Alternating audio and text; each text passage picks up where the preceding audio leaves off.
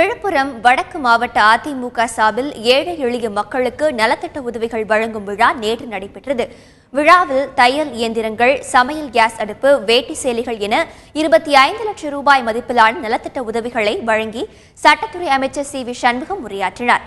அப்போது அதிமுகவை உடைத்து இரட்டை இலை சின்னத்தை முடக்க ஸ்டாலின் திட்டமிடுவதாகவும், தான் கொள்ளையடித்த பணத்தை காப்பாற்ற அதிமுகவை பன்னீர்செல்வம் அழைக்க நினைப்பதாகவும் அவர் குற்றம் சாட்டியுள்ளார்.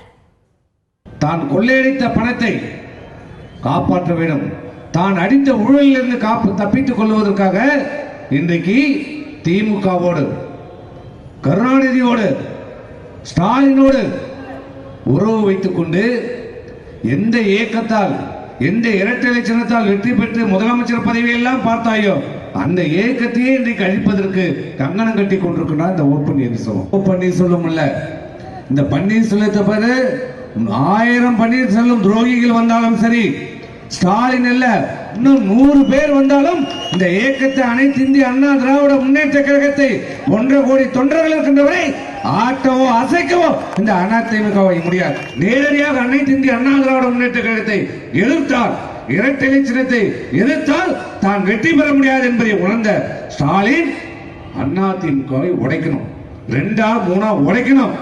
அதன் மூலம் இந்த இரட்டை இலை சின்னத்தை முடைக்கணும். அதுதான் அவனுடைய திட்டம்.